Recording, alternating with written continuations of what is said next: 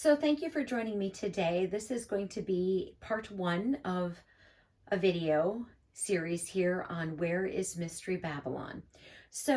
I just kind of want you to know that I always have a list of things that I want to talk to you about, and I always add to it, and then I talk about something else. And so I had decided by the end of January, there are 4 topics that I've been promising you we would discuss, and I'm going to get them all completed by the end of January. I don't have specific dates at this point, but this is day 1 on Where is Mystery Babylon, because I know people are interested in that. But there's also some other things we will be discussing by the end of the month.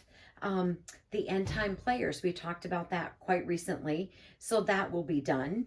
And then, if you recall, I said there were a couple of things from non-canonized scripture. We did the one, and I said there's one more thing that I wanted to share with you, because people were wondering, am I doing all the non-canonized books? No. If you recall, we did the book of Jubilees. I do talk about the book of Enoch from time to time. Our walk through the book of Jasher is something separate, but I did have something else from non-canonized scripture that I wanted to share. And then most recently, I think it was the most recent one, that the names of the Jewish months had been changed. I didn't know if all of them had been, but that was when we were talking about Jesus not really being born in December.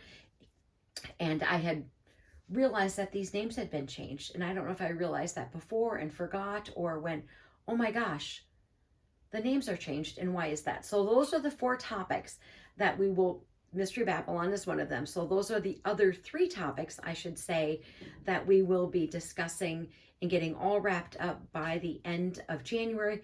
So I'm all caught up with everything that I want to share with all of you. So where is Mystery Babylon? Now, I know sometimes I'll say things like, the U.S. is Mystery Babylon. Scripturally, when I say those kinds of things, and I'm not giving you a Bible verse, it's really just because this country, for all of the good things, there's so many evil things that we do as well. And so we're going to look at scripturally, really, where is Mystery Babylon? Can we narrow it down to a particular region? So we're going to look at that. So that's what these videos are. And then I apologize, the overhead light sort of looks alien-like with a couple of the light bulbs, but it's a little bit late in the day, so it has to be on. Okay, so Babylon is over 260 times in Scripture. All of the Old Testament Bible verses are either Hebrew 894 or Hebrew 895. So we're going to go through this. Hebrew 894, what it means, I took this directly from the concordance. By the way, if this is a video that you are just listening to, this is something you're going to physically want to see. Perhaps you're driving or wherever you are. This is one you're going to want to see. Usually I'm just showing you pictures of a coffee cup or the ottoman or something outside or whatever, but this is one you're physically going to want to look at. So in the Old Testament, all the Old Testament words for Babylon are from two words in the Hebrew, 894 and 895.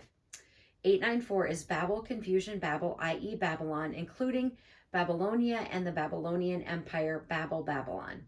The H895 is Aramaic, it means Babylon. So those terms are just basically pretty much the same thing. And those are all the Old Testament verses.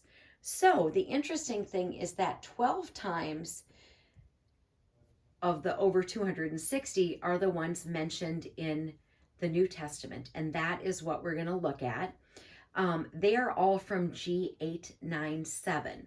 So G897, Babylon of Hebrew origin, Babylon, the capital of Chaldea, literally or figuratively, as a type of tyranny, Babylon. And that is direct from the concordance, what that means for that particular word, the meaning of the G897. Okay, so looking at the time, we're going to pick up in the next video at the bottom of our walking through Where is Mystery Babylon. So armor up, we ride at dawn. May God bless you as always. Have a great day.